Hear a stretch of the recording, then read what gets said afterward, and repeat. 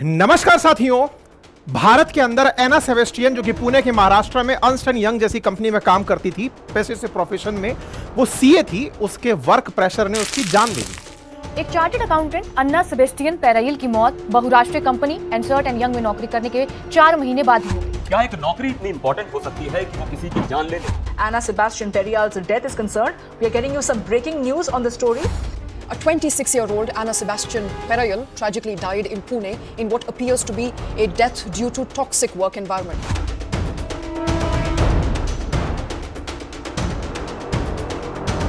उसकी जान जाने के बाद सोशल मीडिया पर एक भयंकर बहस छिड़ गई और ना जाने कितने प्रकार के मैनेजर्स की तस्वीरें सोशल मीडिया पर डलने लग गई। लोग कहने लगे कि भारत के अंदर टॉक्सिक वर्क कल्चर हो गया है। टॉक्सिक वर्क कल्चर के नाम पर भारत के तमाम प्रकार के लोग बाहर निकलकर अपनी राय देना शुरू कर दिए। सोशल मीडिया हो, यूट्यूब हो, न्यूज चैनल्स हो, जहां देखो वहीं पर टॉक्सिक वर्क कल्चर हो गया है, वर्क लाइफ बैलेंस बिगड़ गया है। और तो और ऐसे बहुत सारे मैसेजेस आने लगे जिसमें कोई बॉस अपने कर्मचारी से कह रहा है कि तेरा मरना ही केवल तेरी एक्सक्यूज हो सकता है। और एक खबर निकल कर आती है कि एक मैडम जो जॉब कर रही थी, वर्क प्रेशर के चलते टेबल पर ही उनकी जान चली गई। एक साथ जैसे मान के चलो कि न्यूज की बाढ़ सी आ गई। हर आदमी इस पर अपनी प्रतिक्रिया देने लग निकल पड़ा है। जब बात ऐसी हो तो ऐसे में उन लोगों को भी ढूंढ ढूंढ कर लाया गया जिनके कारण वर्क कल्चर टॉक्सिक हुआ होगा। और ऐसे में ढूंढ के लाया गया नारायण मूर्ति साहब को, जिन्होंने कभी कह दिया था कि भारत को अगर अमेरिका के बराबर होना है या विकसित राष्ट्र बनना है तो 70 घंटे हमें काम करना पड़ेगा। Our youngsters must say, this is my country. I want to work 70 hours a week. ढूंढ कर लाया गया भाविश अग्रवाल को, जो कह रहे हैं कि मैं तो 16-17 घंटे काम करता हूँ। I work 20 hours a day, 7 days a week. Wow. So 140 hours. You're Sudha Murthy's dream here. Jindal साहब को, जिसमें वो कह रहे हैं कि मैं नारायण मूर्ति साहब का समर्थन करता हूं। तमाम उन लोगों को जिन्होंने वर्क के नाम पर ज्यादा घंटे काम करने को एंडोर्स किया है, उनको ढूंढ ढूंढ कर लाया गया कि देखो तुम्हारे ज्यादा घंटे काम कराने के चलते इन लोगों की जान चली गई है। ठीक है, भारत के अंदर एक बड़ी दिक्कत क्या है, हमारे देश में अगर एक्सीडेंट हो जाता है ना, तो एक्सीडेंट होने के बाद में मरने वाले को या घायल व्यक्ति को बचाने के साथ जो दूसरी क्यूरियोसिटी जागती है ना, वो कारण ये होता है कि हुआ कैसे।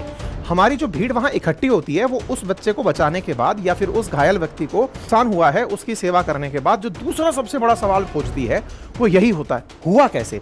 कारण खोजती है, और कारण वो असल में उसकी सिंपैथी में नहीं खोजती है, वो इसलिए खोजती है कि अब ये मेरे साथ नहीं हो, क्योंकि मुझे इस कारण का पता चल गया, कारण पता चल गया तो मैं बच जाऊंगा। तो भाई साहब, जब आपकी ये थॉट है तो टॉक्सिक वर्क कल्चर के कारण में तुरंत कारण खोजा गया और बहुत आसानी से 2 बड़े कारण निकाल दिए गए कि देखो जो एम्प्लॉयर्स हैं वो ज्यादा घंटे काम करा रहे हैं, नंबर 1 कारण। और दूसरा बड़ा कारण निकाल दिया गया भारत की तुलना विकसित राष्ट्रों से करके कि देखो वहां पर 40 घंटे काम अधिकतम करवाया जाता है, वहां पर हफ्ते में 4 दिन तक का काम कराने की बातें चल रही हैं। राइट टू डिस्कनेक्ट जैसी चीजें विदेशों में आ गई हैं, हमारे देश 70 घंटे काम करने की पैरवी की जा रही है। लो जी साहब, कारण पता चल गया, केस ओपन एंड शट था और तुरंत निकल कर आता है कि देखो भारत में क्या हो रहा है। सर, ये इतना आसान कारण नहीं है। अगर आपको इसका वाकई में कारण जानना है तो आज आपको ये सेशन पूरा विस्तार से सुनना पड़ेगा, क्योंकि इस सेशन के अंदर आपको आत्मविश्लेषण की जरूरत पड़ेगी। ये ओपन एंड शट मामला तो बिल्कुल भी नहीं। तो चलिए शुरू से शुरू करते हैं।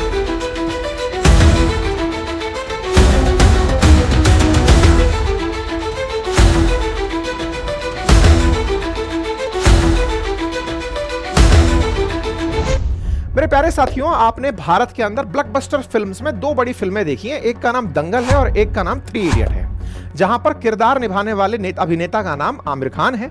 दो अलग प्रकार के वो किरदार निभा रहे हैं। दंगल में जहां वो एक ऐसे पहलवान का किरदार निभा रहे हैं जो खुद काबिल नहीं हो पाया या फिर वो खुद पदक वो प्राप्त नहीं कर पाया जो अपने संतानों से चाहता है। वहीं दूसरी ओर एक और आमिर खान है जो लोगों को मैसेज दे रहे हैं कि आप सफलता के पीछे मत भागो, आप नॉलेज के पीछे भागो, सफलता झक मार के पीछे आएगी। अरे राजू, हम लोग पढ़ेंगे, जी लगा के पढ़ेंगे, लेकिन सिर्फ एग्जाम पास करने के लिए नहीं। किसी महापुरुष ने कहा है कि कामयाब होने के लिए नहीं, काबिल होने के लिए पढ़ो। सक्सेस के पीछे मत भागो, एक्सेलेंस का पीछा करो। सक्सेस झक मार के तुम्हारे पीछे आएगी। 2 आमिर खान दोनों जगह अलग अलग नोशन सेट करते हैं। चलिए पहले वाले की आज बात करते हैं। दंगल वाले आमिर खान में बने जो पहलवान बने हुए पहलवान फोगाट साहब हैं, वो फ्रस्ट्रेटेड हैं क्योंकि वो अपने जीवन काल में वो कार्य नहीं कर पाए जो चाहते थे। इसलिए उन्हें अपनी अपेक्षाएं लादने का मन किया अपने होने वाली संतानों से। साहब का विवाह होता है, पहलवानी के गुर अपने बेटे को सिखाएंगे, इस सपने के साथ बच्चे प्लान करते हैं। बेटा नहीं पैदा होता तो परेशान होते हैं, बेटी पैदा होती है, दूसरी बेटी पैदा होती है, इसलिए बेटियां पैदा की जा रही हैं कि एक दिन बेटा पैदा होगा। इस चाह में कि फोगाट साहब का सपना पूरा होगा कि साहब एक दिन बेटे को पहलवानी सिखाऊंगा, जो मैं नहीं कर पाया वो बेटे को कराऊंगा। दैट मीन्स आपकी जो असफलता है वो आने वाले बच्चे के सिर पर पहले ही मढ़ दी गई है कि बेटा मैं ना कर पाया वो तुम करना, मैं आईएएस नहीं बन पाया तुम बनना, मैं डॉक्टर नहीं बन पाया तुम बनना, मैं इंजीनियर नहीं बन पाया तुम बनना। मतलब हम पैदा नहीं हुए उससे पहले माँ बाप ने हमारे ऊपर अपने सपने लाद दिए। ये सबसे बड़ी सच्चाई है। हालांकि हमारे देश में तालियां बजाकर स्वागत किया गया कि देखो एक बाप ने उस लड़की को जिसको पहलवानी नहीं खेलनी थी उसको पहलवानी कराई और बकायदा उसको मेडल दिलवा दिए। बताइए हमारे देश में छोरियां छोरों से कम है कि? और उठाकर इस मामले को ला दिया गया जेंडर इक्वालिटी में। हमने भी तालियां बजाई, वाह साहब वाह, मजा आ गया, लड़कियां लड़कों से कम नहीं होती, बेटे और बेटी की समानता की बातें हो रही हैं। अरे साहब आप बेटे बेटी की समानता तो खोज लिए, ना जाने कितने बाप उस मूवी को देखकर अपने बच्चों को पहलवानी में उतार दिए, क्या इस पर विचार किया? या ना जाने कितने बापों ने अपने उस कृत्य को सही ठहरा दिया जिसमें वो बच्चों के ऊपर अपेक्षाओं के पहाड़ लाद देते हैं। अगर आपको यह बात अब तक समझ नहीं आई है तो इसका एक बहुत बड़ा नमूना देखिए। आज जब आप कोटा के अंदर सुसाइड करते हुए बच्चों की न्यूज सुनते हैं तो बड़े चिंतित होते हैं कि ये बच्चे आते कहां से हैं। अरे छोड़िए, उन पर विचार करने से पहले सोचिए कि उनको मारने वाले कहां से आते हैं। आपको आसान आंसर दिखाई देता है कि कोचिंग वाले बहुत पढ़ाते हैं या फिर सरकार ने कंपटीशन बहुत टफ कर दिए। भाई साहब क्या आप अपने ऊपर आत्मविश्लेषण करेंगे कि आपने गधे, घोड़े, खच्चर, हाथी, लंगूर, खरगोश इन सब की रेस में क्राइटेरिया ही एक रख रखा है कि सफलता का मतलब है जो टॉप करेगा वही विनर होगा। साहब कभी क्या आपने ये विचार किया है कि दौड़ना ही एक क्राइटेरिया जीवन में सफलता का नहीं हो सकता? हो सकता है हाथी की नेचर हो कि वो पेड़ तोड़ना जानता हो, तो बंदर की नेचर ये हो कि वो पेड़ चढ़ना जानता हो। आपने सफलता का आधार दौड़ना बना दिया, और जब दौड़ना आपकी सफलता का आधार है तो हर बच्चा दौड़कर ही अपने आप को सही सिद्ध करेगा। यही अगर एक क्राइटेरिया है तो फिर समानता की बात कहां से होगी जनाब? ऐसे में आपने अपने बच्चे के लिए रख दिया कि बेटा सुनो, आईआईटी जाओगे, डॉक्टर बनोगे तो जीवन सेट हो जाएगा। यही हमने सीखा है, जो हम ना कर पाए वो तुमको कराएंगे। यही कारण है कि इंग्लिश मीडियम में पढ़ाएंगे। इंग्लिश मीडियम में तुम्हें एनुअल फंक्शन पर अंग्रेजी गानों पर नाचता देखेंगे और खुश होंगे कि हम अंग्रेजी नहीं जानते थे, अपनी संतानों को सिखा दिए। देखिए कितनी बढ़िया बात है। स्कूल वाले भी समझ गए हैं कि बच्चों को संतुष्ट करने की जरूरत नहीं है, माँ बाप को संतुष्ट कर दो, क्योंकि फीस तो माँ बाप से लेनी है। माँ बाप को खुश कर दो कि देखो आपका बच्चा अंग्रेजी गाने पर डांस करता है, अंग्रेजी बोलता है, गुड मॉर्निंग गुड इवनिंग से दिन की शुरुआत करता है। आपके संस्कार गए भाड़ में, आपको वो करके दिखाता है जो अंग्रेज करते हैं। हमारे दिमाग में गुलामी की मानसिकताएं इतनी हावी हैं कि हमें अंग्रेजी और अंग्रेजी बोलते बच्चे अपने से ज्यादा अच्छे लगते हैं, और हम इस बात के लिए स्कूल को बढ़िया सी रकम चुकाकर तालियां बजाते हैं। आप कहेंगे सर आप हमें ब्लेम नहीं कर सकते। सर अगर आप अपने इस बात को इस तरह समझ रहे हैं कि मैं आपको ब्लेम नहीं कर पा रहा या आप इससे आहत हो रहे हैं, इसका मतलब आप अभी तक सही हैं। आप आहत हो रहे हैं दैट मींस आप अच्छे हैं। आप अच्छे हैं तो आपको चिंता करने की बात नहीं है। जो लोग सुर्खियां बनती है ना, जिनके बच्चे काम पर गए थे वहां मौत को प्यारे हो गए, तैयारी करने गए वहां मौत को प्यारे हो गए, वहां पर तमाम प्रकार के कारकों में जितना आसानी से आपने यह खोज लिया कि सरकार ने इतने कॉलेज क्यों नहीं बनाए जितने बच्चों को हमारे कॉलेज में जाने की जरूरत है। या फिर कुछ लोगों के यह कहना कि कोचिंग वाले बहुत पढ़ाते हैं। सर कोचिंग वाले आपके बच्चे को घर लेने नहीं जाते, आपने तय किया था बच्चे को doctor engineer banana. For your kind information, Bharat के अंदर एक दिन में 67,000 से जन्म लेते हैं। मिलियंस में साल भर के अंदर भारत में बच्चे पैदा होते हैं। लगभग 1/5 दुनिया की आबादी भारत के अंदर पैदा हो रही है। ऐसे में साहब आपको अपने बच्चे के लिए कंपिटिटिव एनवायरनमेंट पैदाइशी मिलेगा, क्योंकि आप जैसे ही लोगों से देश भरा पड़ा है। जिस डेमोग्राफिक डिविडेंड की हम खुशी बजाते हैं ना कि हम लोग बहुत कामयाब हो गए हैं, असल में वो हमारे ही जैसे कामगार हैं जो हमसे आगे बच्चों को बढ़ते हुए इसलिए देखना चाहते हैं कि बेटा हमारी लाइफ में बहुत स्ट्रगल था लेकिन तुमको हम स्ट्रगल नहीं होने देंगे, इसलिए पहले ही बता दे रहे हैं कि आईआईटी में चले जाना। आईआईटी नहीं जा पाए तो कोई बात नहीं यार, डॉक्टर बन जाना, डॉक्टर नहीं तो सीए बन जाना, सीए नहीं बनो तो डीयू जैसे जेएनयू जैसे स्कूल कॉलेज में एडमिशन ले लेना, बढ़िया रहेगा, है ना। चलिए थोड़ा और आगे लेकर चलते हैं। मैं आपको केवल कारण खुजवा रहा हूं, कारण को केवल 2 + 2 = 4 कहकर खत्म मत करिए। कारण बड़े महान होते जा रहे हैं। आपका बच्चा आईआईटी और मेडिकल के अंदर चला गया, वहां जाकर सफलता प्राप्त कर लिया, समझ में आया। लेकिन जनाब अगर आपका बच्चा वहां नहीं गया तो उसके जीवन भर यह मलाल उसके साथ एक फेलियर के साथ जुड़ जाता है। काश मेरा सिलेक्शन हो गया होता, ना जाने में क्या बन गया होता। क्या आपने विचार किया है कि आपकी वही अपेक्षाएं आपके बच्चे को कितना तंग करती हैं?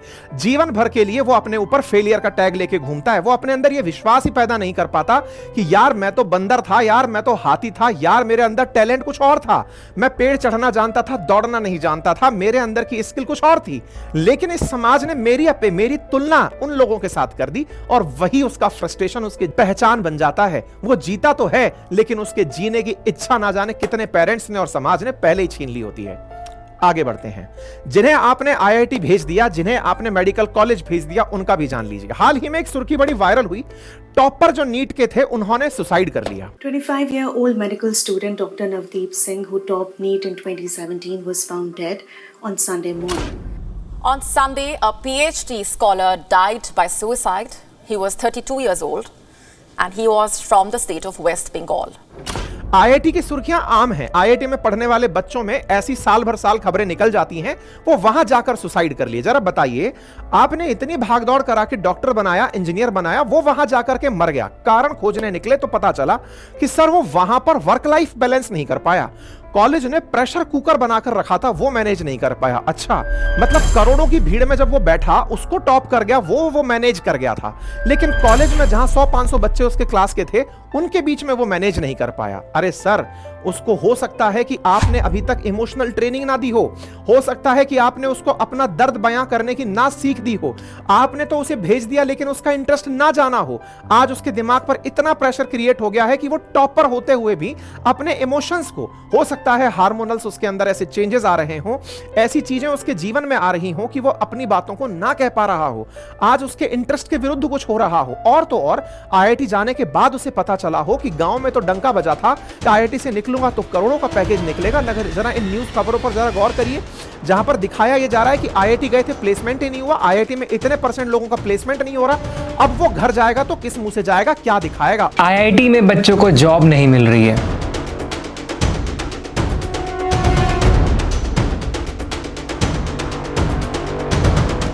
और तो और आप लोगों ने 10 पॉइंटर होने की खबर तो सुनी ही नहीं है, क्योंकि आईआईटी के अंदर जो करोड़ों पैकेज देने वाली कंपनियां हैं, उनके बकायदा ब्रैकेट्स बने हुए हैं। 8 सीजीपीए अप्लाई करने के लिए जरूरी है, 10 सीजीपीए वाले को हम अपनी तरफ प्रेफरेंस देते हैं। अरे चेतन भगत जैसे कुछ ही होते हैं जो 5.1 के बाद भी पूरी दुनिया में पूछे जाते हैं, अदरवाइज उन लोगों की अलग ही जमात वहां बना दी जाती है कि भैया तुम्हारा कुछ नहीं होगा।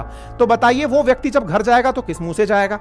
यह समाज जिसने अपेक्षाओं का इतना बड़ा बंडल उठा के सिर पर बिठा दिया कि बेटा आईआईटी गए हो तो करोड़पति बना देना, तुरंत निकलते ही वो देख रहा है कि नौकरी नहीं मिल रही तो घर जाके क्या करूंगा, चलो बाहर जाकर दुनिया में कहीं से पढ़ाई कर लेता हूं, और अगर पढ़ाई नहीं कर पाया तो चलो कोई बात नहीं, रास्ता कौन सा अच्छा है। क्योंकि इस समाज ने उसे नहीं सिखाया कि तेरा टैलेंट नौकरी करना ही नहीं है। तू अगर यहां रहेगा तो इस दुनिया में ना जाने कितने परिवर्तन कर सकता है, तू इस पर्यावरण को सुधार सकता है, तू समाज के अंदर बहुत सी कुरीतियों को मिटा सकता है। उस बच्चे की जरूरत समाज ने उसे रियलाइज ही नहीं कराई। समाज ने उसे रियलाइज कराया तो क्या? Package package package.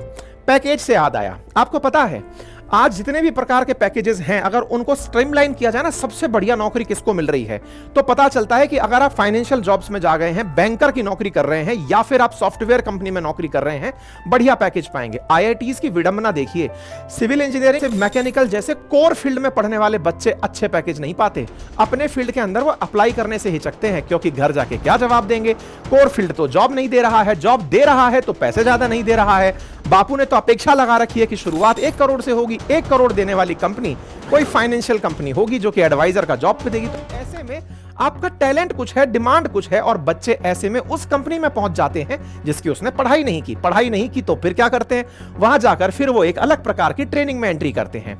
अधिकांश बच्चे आप उठाकर देखें तो चाहे कोई सी भी प्रकार की जॉब में गए हो, वो पढ़कर कुछ और आते हैं, नौकरी कुछ और करने आते हैं। ऐसे में उनके ऊपर बनने वाला जो प्रेशर कुकर है वो फटता है, वो अपने इमोशंस में आपके बोझे को अपनी हैबिट मान लेता है, और उसे लगता है कि इसका केवल एक ही समाधान है, वो बोलने की जरूरत नहीं है।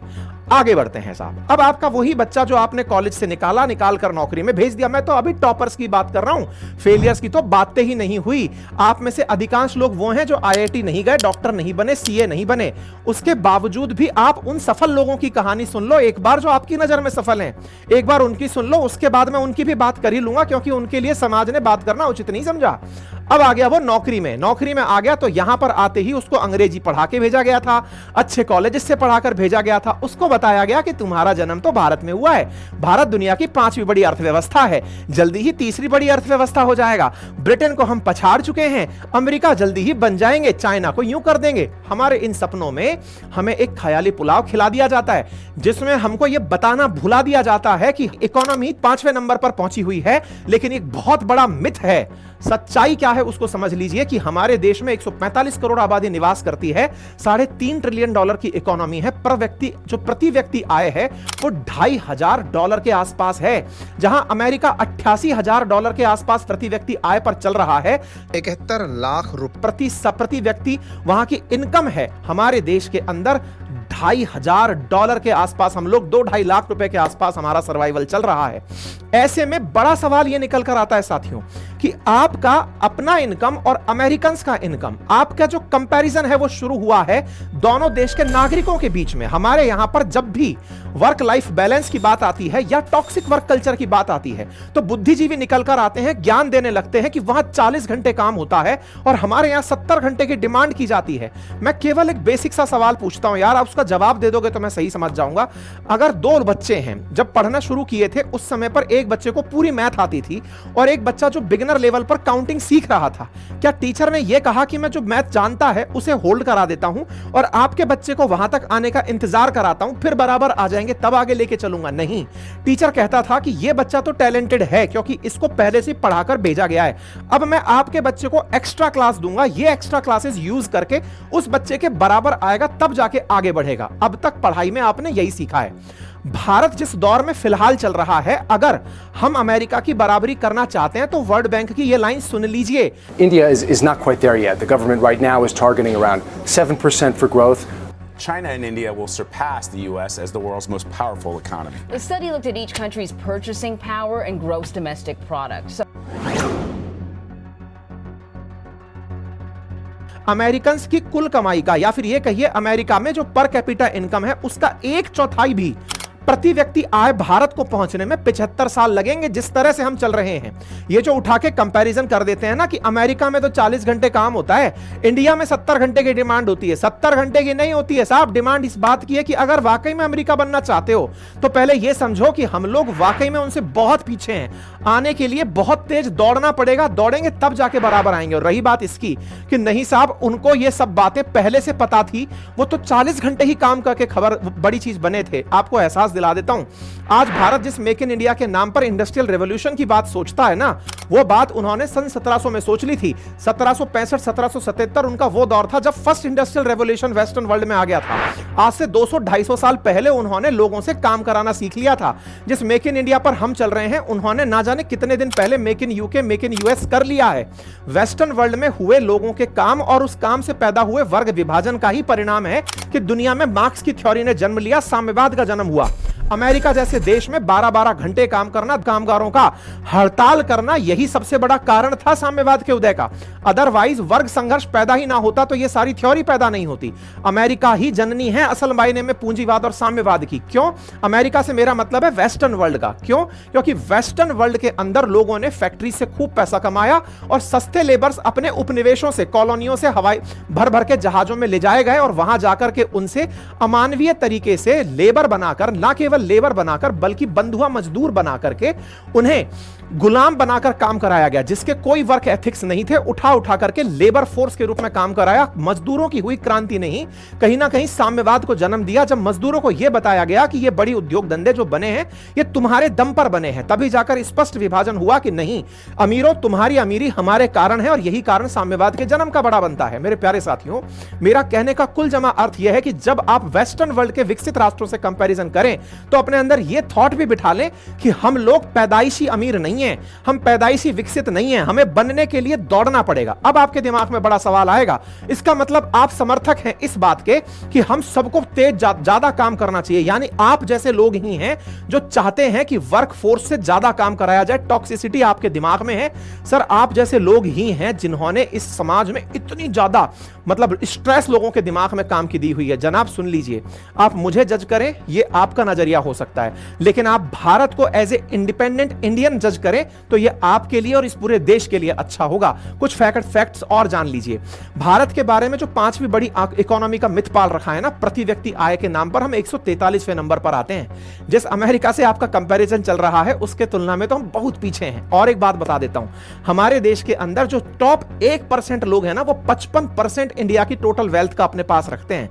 हमारे देश के टॉप 10% 77% वेल्थ भारत की रखते हैं। हमारी आधी आबादी मात्र 5% के आसपास ही इंडिया की वेल्थ रखती है। लगभग 23 मिलियन से ज्यादा लोग पॉवर्टी लाइन से आज भी नीचे हैं, लेकिन उन्हें इंडियन होने का फक्र उड़ाया जाता है कि सुनो बेटा, गर्व करो कि हम 5वीं बड़ी इकोनॉमी हैं। वो गर्व नहीं कर पाता, उसको नहीं समझ में आता कि वो किससे कहे कि उसकी खुद की हालत बहुत खराब है। ये जो गिनी कोएफिशिएंट बढ़ा हुआ है ना, हमारे देश के अंदर अमीरी गरीबी का जो अंतर बढ़ा हुआ है ना, इस अमीरी गरीबी के अंतर ने हमारे समाज में 2 तरह के लोग पैदा कर दिए। भारत की 1% आबादी के पास देश की 40% दौलत है। इससे देश में आर्थिक असमानता में जबरदस्त इजाफा हुआ है। We'll tell you about a society that's still deeply divided. According to the World Bank, the GDP per capita in India rose to $2,400. एक वो जो ऑलरेडी सेटल्ड हैं और एक वो जिन्हें उन जैसा बनना है। उन जैसों को बनने के लिए या तो उनकी लाइन छोटी होनी होगी या आपको एक्स्ट्रा मेहनत करनी होगी। This is the practical solution. हां, हो सकता है कि इसको कराने में आपको अपने नियम कानून साफ स्पष्ट रखने हो। तो साहब थोड़ा और आगे बढ़ते हैं। हमारे देश के अंदर एम्प्लॉय वर्सेस एम्प्लॉयर की लड़ाई इन दिनों बढ़िया चल रही है। कह रहे हैं एम्प्लॉयर बहुत बुरा होता है, एम्प्लॉय अच्छा होता है। मतलब नौकरी देने वाला बुरा होता है, नौकरी करने वाला तो बहुत अच्छा होता है। मैं आपको एक बहुत बड़े विचारक की थॉट बताता हूं। नाम है उनका मैकग्रेगर। उन्होंने कर्मचारियों को 2 भागों में बांटा, एक्स ग्रुप कैटेगरी और वाई ग्रुप। 2 टाइप की उन्होंने कैटेगरी रखी। एक्स वालों के लिए कहा कि ये वो लोग हैं जिन्हें मोटिवेशन की जरूरत पड़ती है काम कराने के लिए, जिनके लिए कैरेट एंड स्टिक मॉडल बना है। या तो इन्हें प्यार से काम करो या डांट के काम करो, ये आसानी से काम नहीं कर पाते, यानी ये सेल्फ मोटिवेटेड नहीं होते। अर्थात कर्मचारियों के भी अपने आप में 2 प्रकार हैं।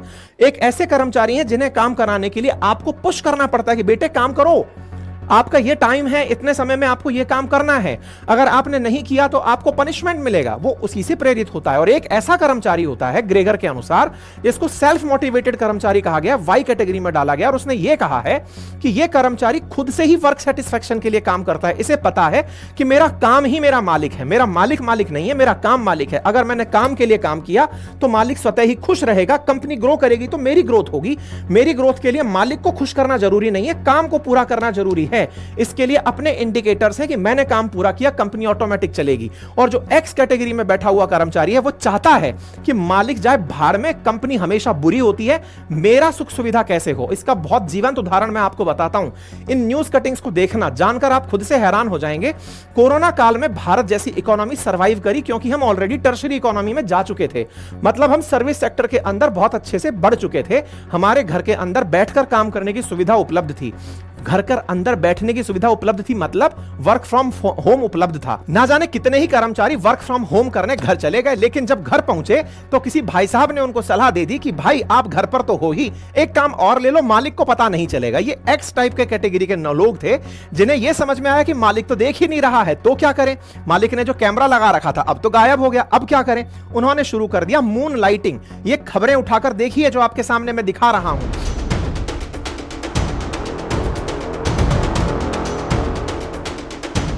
Employed in a organization full time and be moonlighting on the side, or is this completely unacceptable? That's what Trend in which people take up a second job to increase their income is technically known as moonlighting. हाल ही में IT sector में moonlighting के बढ़ते चलन को धोखाधड़ी करार दिया है। इतने सारे कर्मचारियों ने घर जाकर के किसी और कंपनी का काम अपने साथ ले लिया। हर व्यक्ति घर जाकर अपने आप को टैलेंटेड समझने लगा कि अब तो मैं काम घर से भी कर सकता हूं, फैमिली मैनेज कर सकता हूं, दूसरी कंपनी का काम भी ले लेता हूं। फाइनली हुआ बर्नआउट, वो फट गया तो कंपनी की प्रोडक्टिविटी घटने लगी। परिणाम यह निकला, कोरोना खत्म होते ही बहुत सारी कंपनियों ने कर्मचारियों का वर्क फ्रॉम होम बंद कराया, ऑफिस बुलाया, और बहुत सी कंपनियों ने ऐसे लोगों को जो मून लाइटिंग कर रहे थे, यानी घर बैठ करके किसी और कंपनी को सेवा दे रहे थे, उनको नौकरी से फायर किया। अगर आप भी इस बात से सहमत हैं कि कर्मचारी भी उतना ऑनेस्टी से काम नहीं करता जितना एम्प्लॉयर से हम अपेक्षा रखते हैं, तो संभवतः यह बात आपको समझने में आसानी होगी।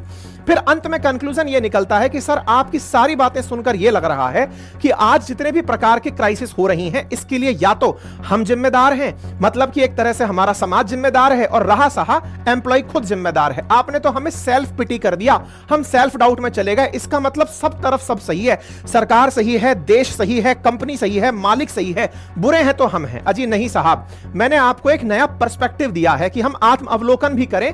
हम गाली देने के लिए सामने की तरफ बैठे मालिक को खोज सकते हैं, सरकार को कोस सकते हैं, लेकिन यह भी पकड़ें कि आज हमारी स्थिति कंपैरिजन करने के नाम पर apple is equals to pineapple करने की नहीं है। पहले भारत को उनके बराबर पहुंचने के लिए बहुत मेहनत करनी पड़ेगी। नारायण मूर्ति का 70 घंटे का जो कंटेक्स्ट था वो केवल यह नहीं था कि आया 70 घंटे काम करो, लोगों ने उसके ऊपर धरने दे दिए कि देखो वहां तो वीक में 5 दिन काम करा रहे हैं, वहां तो वीक में 4 दिन काम करा रहे हैं, हमारे यहां तो यह हो रहा है। अजी हमारे यहां इतना बुरा हाल है कि हमारे यहां पर फक्र इस बात का होता है कि हम लेबर भर के इजराइल नौकरी करने भेजते हैं, ताइवान से समझौता करते हैं, जर्मनी को कर्मचारी भेजने की बात करते हैं।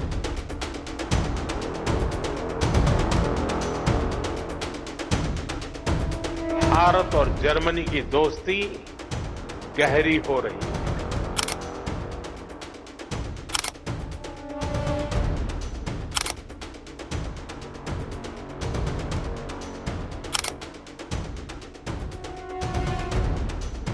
अरे हमें तो घमंड इस बात का होने लगा है कि हमारे ही देश से निकले हुए लोग अमेरिका में जाकर बड़ी बड़ी कंपनियों के सीईओ हैं।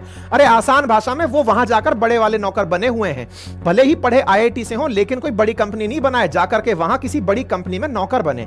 हमारी नौकरी और हमारा नौकर बनना हमारी मानसिकता बन चुका है। मैकाले ने हमारी शिक्षा पद्धति में दिमाग में यही घुसाया था कि बड़के बाबू चाहिए, आईएएस भी बन गया तो वो बड़ा बाबू ही बनेगा। उसकी थॉट में होगा कि वो काम करने के लिए पैदा हुआ है, उसके दिमाग में ये थॉट आएगी नहीं कि वो एम्प्लॉयर वाली साइड से भी सोचे कि मेरे पास 10 आदमी काम करे तो मेरी थॉट क्या होनी चाहिए। वो हमेशा एम्प्लॉय के नाम पर ऊपर वालों को क्रिटिसाइज करने की ही थॉट डेवलप कर चुका है। और जो लोग इस बात को समझ गए हैं कि हमारा यहां से सही काम नहीं हो सकता, वो देश छोड़कर दूसरे देश में जा चुके हैं। ब्रेन ड्रेन की इन खबरों को देखकर आप अंदाजा लगा सकते हैं, ना जाने कितने ही लोग भारत से जाकर दूसरे देशों में बसने लगे हैं और यहां से सिटीजनशिप छोड़कर दूसरे देश की नागरिकता लेने लगे हैं। It's a club that has 38 members, including the US, France, Germany, Italy, and Canada.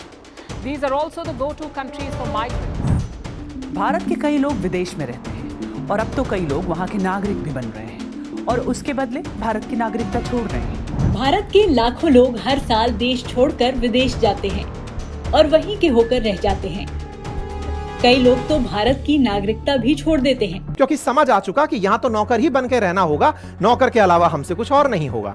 ऐसे में मेरे प्यारे साथियों, ये मेरा एक अन्य पर्सपेक्टिव था जो मैंने आपको वर्क लाइफ बैलेंस पर दिया, टॉक्सिक वर्क कल्चर पर दिया। अंततोगत्वा आप यही जानना चाहेंगे ना कि आप तो हमारे साथ ही नहीं हैं, आप उन लोगों के साथ नहीं हैं जिनके साथ गलत हो रहा है। मेरे प्यारे साथियों, जिनके साथ गलत हो रहा है उनके लिए पूरा समाज खड़ा है, लेकिन फिर भी जिनके साथ गलत हो रहा है उनके साथ भी अब चर्चा कर ली जाती है। फाइनली कंक्लूजन फेज में पहुंचते हैं, जिनके साथ बुरा हो रहा है वो बचने के लिए क्या करें। आज जितने भी आइडेंटिफाइड सेक्टर्स हैं, चाहे वो आइडेंटिफाइड के नाम पर मजदूर हों जो मिल में काम कर रहे हों, टीचर्स हों या फिर डॉक्टर्स हों, इंजीनियर्स हों, इन सबके कुछ ना कुछ एसोसिएशंस बने हुए हैं। लेकिन क्या कभी आपने विचार किया कि सॉफ्टवेयर कंपनी में काम करने वाले किसी कंपनी का एसोसिएशन है, यानी कि कोई ग्रुप बना हुआ है जहां से वो अपनी मांग को उठा सकें। आज आप नौकरी छोड़ने की बात करते हैं, आपके पीछे 4 खड़े होते हैं जो आपके पद पर आना चाहते हैं। अरे हमारे देश में अपॉर्चुनिटी कॉस्ट बहुत ज्यादा है। हमारा शोषण हो क्यों रहा है, इसके पीछे का बड़ा कारण यह है, आप जब कंपनी के अंदर यह हूल देते हैं कि मैं चला जाऊंगा, तो आपके पीछे बैठा जूनियर कहता है सर चले जाओ कि मैं कम पर काम कर लूंगा, जो आप काम कर रहे हो उसको तो मैं आधे में ही कर लूंगा। हमारे देश की तुलना अगर विकसित राष्ट्रों से करते हो तो ऐसे करो कि वहां पर काम ना करने पर भी उतना पैसा मिलता है कि ना जाने कितने इजरायली और रशियन इंडिया के गोवा के बीच में और बनारस के घाटों पर आकर बैठे हैं, क्योंकि उन्हें बेरोजगारी भत्ता मिला हुआ है। हमारे देश के अंदर काम करना मजबूरी है और उनके लिए वो इच्छा है, वो काम करना चाहते हैं तो बढ़िया से करेंगे और नहीं तो छुट्टी करेंगे। हमारे देश में घर के रोटी कपड़े मकान के लिए काम करना हमारी मजबूरी है, अगर नहीं करे तो बच्चों को क्या खिलाएंगे, खुद के सपने कैसे पूरे करेंगे। मैस्लो का जो 5 लेयर थ्योरी है उसमें हम रोटी कपड़ा मकान जैसी बुनियादी जरूरत पूरा नहीं करेंगे तो सरवाइव कैसे करेंगे। मेरे प्यारे साथियों, अगर हमको कर्मचारी बनकर सोचना है तो यह समझना होगा कि पहले हम अपने काम में इतने सिद्धहस्त हो जाएं कि आपको रिप्लेस करने से पहले दूसरा व्यक्ति 10 बार सोचे कि आपका रिप्लेसमेंट उपलब्ध नहीं है। तो पहली सीख, अपने आप को बहुत मजबूत करें, दूसरा, कर्मचारी मालिक अगर आपको सोचे कि हटाना है तो वो 10 बार सोचता रहे। नंबर दूसरी बात, काम का और लाइफ का बैलेंस स्थापित करें। काम को उतना ही लें जितनी आपकी कैपेसिटी है। आपके अंदर उतनी कैपेसिटी हो कि आप 16 घंटे काम करें या 18 घंटे काम करें, यह जरूरी नहीं है, क्योंकि यह प्रैक्टिकल नहीं है। बहुत सारे टॉपर्स जब सेलेक्ट होते हैं तो टीवी इंटरव्यू में जाके बोलते हैं मैं तो 15-16 घंटे पढ़ा करता था। बहुत सारे एम्प्लॉयर्स बोलते हैं कि मैं इतने घंटे काम किया करता था। अरे साहब, उनकी बातों को सुनकर अपना जीवन बर्बाद मत करिए, उनके साथ क्या है मत जानिए। बहुत प्रैक्टिकल हुई है कि जीवन में सोना भी जरूरी है, अपने लिए खेलना भी जरूरी है, तभी जाके दिमाग स्वस्थ रहेगा और उसमें चीजें रिटेन होंगी। हर किसी के पास समान टैलेंट नहीं हो सकता। हो सकता है कि आपके दोस्त को जो बातें मैं बोल रहा हूं वो बोलते ही समझ में आ गई हो, और हो सकता है कि किसी अन्य दोस्त को मेरी इन बातों को सुनने के लिए 0.75 पर मेरा वीडियो चलाना पड़े। सबकी अपनी कैपेसिटी है, सबकी अपनी रैम है, उस रैम की अपनी पोटेंशियल है। सबको बराबर नहीं कर सकते, और जब सबको बराबर नहीं कर सकते तो यहीं पर कंपैरिजन खत्म कर दीजिए। यह मत कहिए कि चाइना वाले इतने घंटे काम करते हैं, अमेरिका वाले इतने करते हैं, हम इतना करते हैं। आपका काम है, आपको कितने घंटे करना है डिसाइड करिए। एज एन यूट्यूबर, बहुत से यूट्यूबर दिन भर में 2 घंटे ही वीडियो रिकॉर्ड करते होंगे, लेकिन पता चल रहा है कि उस 2 घंटे की रिकॉर्डिंग में 16-16 घंटे वो थॉट में ही है। नहाते धोते घूमते फिरते थॉट में है कि मुझे बोलना क्या है, मुझे करना क्या है, मुझे लिखना क्या है, मुझे दिखना कैसे है। ये सारा काम का ही प्रोसेस है। हाल ही के समय पर भाविश अग्रवाल ने अपने एक पॉडकास्ट में बोला कि मैं 16 घंटे काम करता हूं। लोग मजे ले लिए कि ओ भाई साहब, आपका पॉडकास्ट भी काम करना ही है क्या? हाँ भाई, उसका ये पीआर है। वो 2 घंटे आपको यहां पर पॉडकास्ट में दिख रहा है क्योंकि वो उसके पीआर का हिस्सा है। उसको जितना जानोगे ओला में उतना इंटरेस्ट लोगे, और जितना ओला में इंटरेस्ट लोगे उसका मार्केट शेयर बढ़ेगा। आज शाहरुख खान हो या फिर अलख पांडे, ये सब बड़े बड़े चेहरे बनकर अपनी कंपनियों को ही बड़ा बना रहे हैं, इनकी ब्रांड वैल्यू बढ़ा रहे हैं। ये बात अगर आपको आसान भाषा में समझ में आती है तो आप इनका खेल भी समझ जाएंगे कि 2 घंटे बैठ के वो बकवास नहीं कर रहा था, वो बैठकर अपना ब्रांड वैल्यू बना रहा था कि कल को मेरे इस चेहरे को देखकर लोग मुझ पर ट्रस्ट करेंगे, जानेंगे कि ये आईआईटी बॉम्बे का कंप्यूटर साइंस पढ़ा हुआ लड़का है जिसकी 22वीं रैंक थी। ये वो व्यक्ति है जिसने यूनिकॉर्न 5 साल में ही बना दिया था, दूसरी कंपनी लिस्टेड करा दी थी बहुत ही कम साल में। ये भारत के लिए मेक इन इंडिया को पूरा करने वाला, ओला इलेक्ट्रिक स्कूटर बनाने वाला भारतीय है।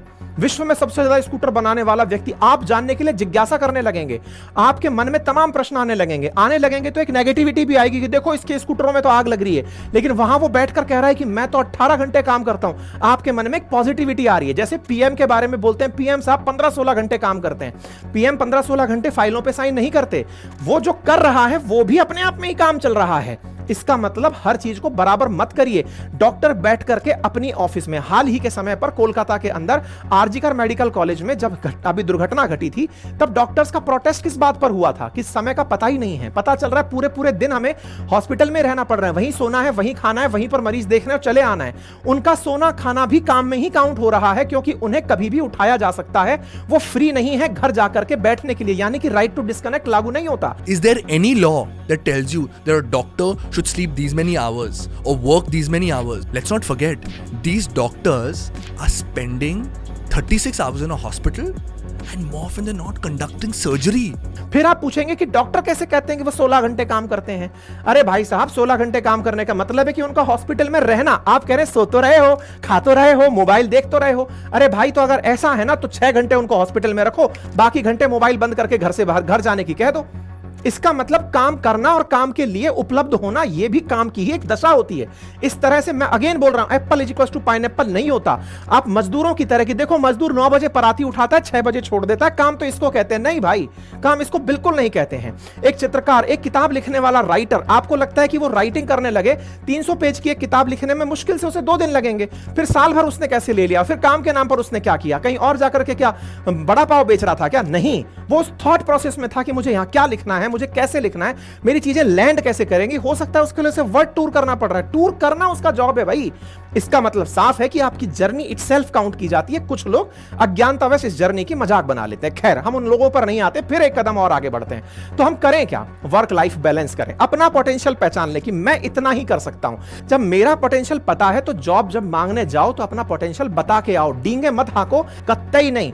ऑटोमेटिकली आप अपने आप दबाव में चले जाते हैं, क्योंकि आप बड़ी बड़ी फेंक आते हैं कि मैं ये सब करना जानता हूं। आप इस बात पर पक्ष विपक्ष तमाम निकाल लें, मैं आगे बढ़ता हूं। साथियों, आज दिल्ली, एनसीआर जैसी जगहों पर या फिर कैपिटल सिटीज या फिर बड़ी जो हमारी मेट्रो सिटी है, वहां पर पॉल्यूशन, ट्रैफिक, ये तमाम चीजें ऐसी हैं जिनसे लोग बहुत ज्यादा इरिटेटेड हैं। बेंगलोर में रहने वाला व्यक्ति एवरेज 2.5 से 3 घंटे ट्रैफिक में बिता रहा है। दिल्ली एनसीआर में रहने वाला व्यक्ति सांस लेकर अपने जीवन के कई साल जीने में कम कर रहा है। उसका इरिटेशन उसके दिमाग पर चढ़ा हुआ है। न्यूक्लियर फैमिली, घर परिवार से दूर रहना, खिचपिच के बीच में रहना, तमाम प्रकार के वो फैक्टर्स हैं जिनसे वो तनाव में है। तनाव राहत के लिए आपको शारीरिक व्यायाम जैसी चीजें आपके लिए आवश्यक है। योगा, मेडिटेशन, बॉडी वर्कआउट, इन चीजों को करिए। खाने में बहुत संयमित जीवन बिताइए। लेट नाइट तक जागना छोड़िए। काम में अपने ऊपर एक्सपेक्टेशंस लादना छोड़िए। दुनिया के सामने अपने आप को हमेशा गुड गाय बनाना छोड़िए। विश्वास करिए कि आप जैसे हैं, अगर लोग इसी तरह का स्वीकार करते हैं तो वो आपके अपने हैं, अदरवाइज फिर वो किसी काम के नहीं हैं। उम्मीद करता हूं कि आप में से बहुत सारे लोग आज से इस बात पर मंथन करेंगे कि हमने जो अपने बच्चों को दिया, क्या वो वास्तविकता में हमारी अपेक्षाएं थी या हमारे बच्चे की काबिलियत थी। अवश्य विचार करिएगा। आज अगर आप वर्क में हैं तो खुद से विचार करिएगा, मैंने मेरे पोटेंशियल के हिसाब से तनख्वाह मांगी थी या पोटेंशियल से कम तनख्वाह देकर मेरा एक्सप्लॉयटेशन हो रहा है। और अगर आपके साथ यह काम हो रहा है तो फिर बेहतर है कि आप उसकी जगह कोई दूसरा विकल्प तलाशें और एम्प्लॉय बनने के स्थान पर एम्प्लॉयर बनने का काम तलाशें। मोदी जी ने एक बात पकौड़ा बनाने की बात कह दी थी, लेकिन भाई साहब मजाक बहुत बनी थी। मैं एक सच्चाई बताता हूं साथियों, पकौड़ा बनाने के लिए तो मैं प्रेरणा आपको नहीं दूंगा, लेकिन मैं एक कर्मचारी, एक नौकरी करने वाले आदमी से अच्छा उसको मानता हूं जो 10 लोगों को किसी ठेले पे नौकरी देके रखता है। मैं उसे अच्छा मानता हूं जिसने हमारी देश की इकोनॉमी में इस तरह से योगदान दिया है। हो सकता है ये मेरा पर्सनल टच हो, पकौड़ा भले ही मैं प्रमोट ना करूं, लेकिन फिर भी मैं उस आदमी को जो टेंट हाउस की दुकान चला रहा है, इलेक्ट्रिशियन की दुकान चला रहा है, जो लोगों के लिए कैटरिंग सर्विसेज चला रहा है, शादी के अंदर मैनेजमेंट संभाल रहा है, मैं उन्हें बहुत कारगर मानता हूं। ये मेरा परसेप्शन हो सकता है, आपका क्या है कमेंट बॉक्स में जरूर बताइएगा। हो सकता है बहुतों को आज ये सेशन बहुत बुरा लगा हो, उसके लिए मैं फिर से क्षमा प्रार्थी हूं, लेकिन बेबाक बोलने के लिए आपने मुझे साहस दिया, उसके लिए बहुत बहुत धन्यवाद। चैनल को सब्सक्राइब करें, अपनों से जरूर इसे साझा करें। अगर जानकारी अच्छी लगी हो तो इसे अपने टाइमलाइन पर लगाएं, अपनी स्टोरी बनाएं और इस चैनल को ज्यादा से ज्यादा लोगों तक पहुंचाएं। बहुत बहुत धन्यवाद।